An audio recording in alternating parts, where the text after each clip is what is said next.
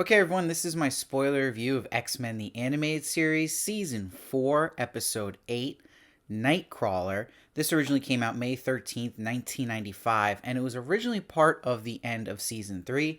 They had moved it up because it was originally going to be in Season 4 when it first came out, but animation was behind another episode, so they moved this episode up.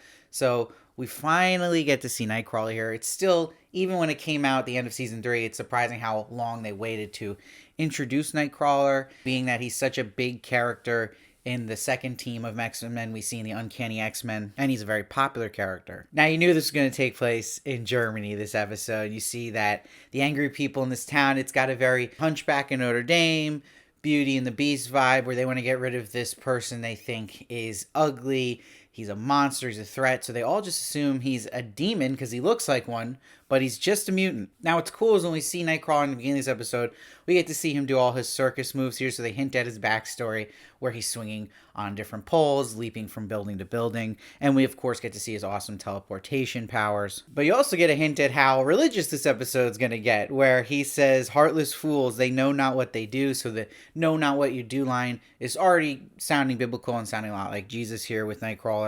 But then it cuts to Rogue and Gambit in a ski lodge with Wolverine, who they call the chaperone, which was great. And Rogue's like, "Hey, I thought you liked to ski."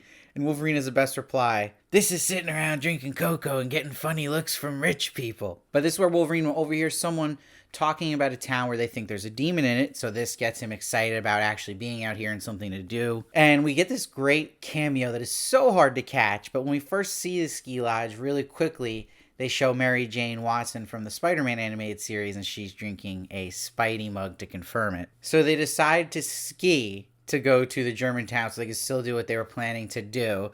And Gambit goes down a slope backwards. When he turns around, he goes right into a tree. And Wolverine has a great line because he's saying what we're all thinking, where he's like, "Man, doesn't break a sweat against Apocalypse or Magneto. So what nails him? A pine tree." This is just lines that make Wolverine so special. And of course, an avalanche comes now at this moment, and they wake up in a monastery. And you knew from the start who the antagonist was going to be because Wolverine senses someone snooping, and it's Brother Reinhard. And the funniest, maybe one of the most bizarre moments in the show is when Rogue says, "Y'all are monks, so I'm the only woman here."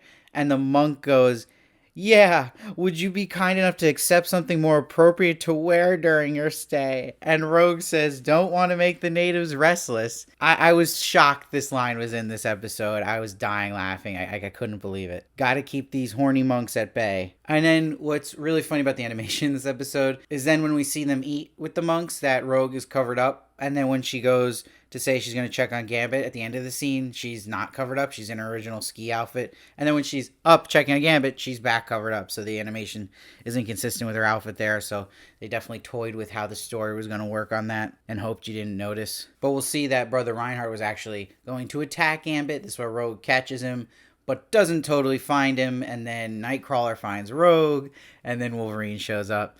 I love when Wolverine goes to stab Nightcrawler, and he's able to teleport away. Very cool. And we learn he's part of the monastery, and he's a man of God, Nightcrawler. And he is thought in the town to be a demon, but he's really a mutant, and he was knowing of his condition as a mutant early on from birth, which a lot of mutants don't know. And we get a little backstory here where the villagers drove his mother away, he says, bearing such a freak, and that his mother, he never knew her name, and she abandoned him. And of course, we see visually it is Mystique. So I guess Kurt Wagner is technically Rogue's stepbrother, but he was found by a family of traveling performers. This is the Wagner Circus.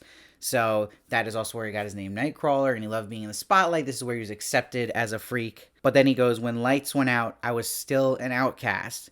Gambit has an amazing line. "Guess there's no peace for the wicked looking." And Rogue goes, "Gambit!" Oh my god, so good. And then Nightcrawler explains we all have flaws and sin, but it's hard when you're constantly reminded in your appearance. And this is where Wolverine connects immediately. He's like, "Doesn't it make you crazy?" So then he goes, "It did once, but then I found peace by devoting my life to God." So this episode starts getting pretty religious, and it starts to teeter into like a cartoon you watch at CCD. And Wolverine goes, "We're mutants. God gave up on us a long time ago." And this is where Kirk goes, "God does not give up on his children, human or mutant. He is there for us in times of joy and to help us when we are in pain." And you see when he's saying this, Gambit is shaking his head and Rogue nudges him. So what I like about this episode, it was still showing you other opinions on what was being said. So it wasn't just like, this is what the episode believes and this is what we're going to go with. It was also showing you someone who didn't agree with what Nightcrawler was actually all about in Gambit. But like Rogue says, this touches a nerve with Wolverine. He's like, I've tried, don't you think I want that? And he storms out. So it's a really good job how they connected Wolverine to Nightcrawler through this faith issue that Wolverine has that Nightcrawler's helping him with in self-acceptance. So then Brother Reinhardt's just going berserk here. He's going nuts, and he's telling the angry mob the demon has defiled the monastery. It must be destroyed. Now, Nightcrawler will find Wolverine in the church, and he's in his monk garbs, and he's giving him a lot of this faith talk, a lot of it. And he's like, open your heart, Logan. Would it hurt so much to see the world through different eyes? And this will come back around and pay off later on when he gives him the Bible. But this is where Wolverine again doubts Nightcrawler because the angry mob's still coming. But Nightcrawler spins it as maybe his purpose is to show these people and open their hearts to mutants and they exist. I love Wolverine's reaction to the Nightcrawler saying he should leave so no one will be hurt. And he goes, running away, preacher? What's wrong? Lose your faith? And you see the struggle Nightcrawler has with his faith when he's by himself. And he says, why? Why must they always hate me? So what's cool about the action here is the X-Men have to protect the fort. And I love when Rogue camouflages visually in the Adam and Eve portrait. And you kind of look at that symbolically of like man, woman, mutant. And when some of the townspeople touch Rogue, she absorbs their hateful thoughts. And then we get that classic Rogue scream that is just so intense and very loud. But you'll see Nightcrawler's ready to surrender so no one else gets hurt. But this is where Brother Reinhardt is trying to shoot him. He is a monk with a rifle here. And Nightcrawler saves him when he falls off the ledge. And he says, it is not for me to judge you, Brother Reinhardt. The question is, how will God judge you? This is where Brother Reinhardt is awakened because of what Nightcrawler has done in his mercy and shows him back to reality to accept him as who he is. And Brother Reinhardt realizes how wrong he was. I love, though, when they show fire in the show. They love to bring in this real-life flame effect. It's so silly looking. Now, Wolverine looks at all the damage, and he thinks they blew it, but Nightcrawler disagrees. He says, Brother Reinhardt repented. Townspeople no longer look at me with fear in their hearts. And then this is where Nightcrawler gives Wolverine a Bible and says, remember, Herr Logan, different eyes. So a nice payoff from before, and it's showing you how you can make a more positive out of a situation that had a lot of dark in it and light that came from it. Now, Gambit and Rogue go to Paris, which I love seeing them in Paris. And Gambit says to Rogue, face it, Che, those monks kid themselves. We on our own in this world. Life is random deal. You a full house or a busted flush. As he's eating ice cream, he says this, and Rogue storms off. But I like that they show the two sides of the coin here in the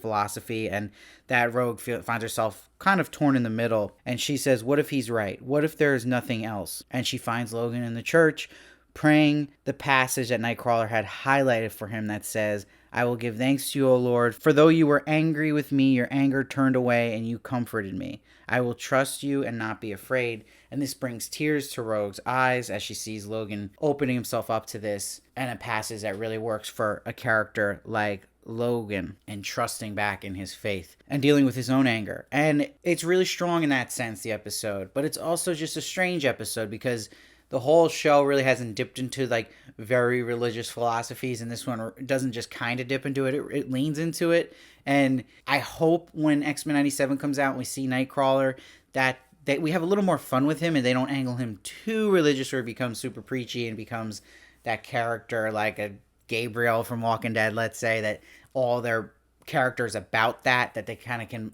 just drip it in, but let him have a little fun too with the X-Men and not make it so damn serious at a point here where it was just like, okay, like it did feel like a little too much like a cartoon you'd watch in religious Sunday school. So I think it was still really good, and unbiasedly I think it was a well done episode. Do I prefer this was how they went with Nightcrawler the first time we see him, this harsh with the faith base in it? Not really, and especially because in the comics when you first meet him as Uncanny X-Men, it doesn't even like dip into this that much, so it's just kind of jarring, but it's still well done.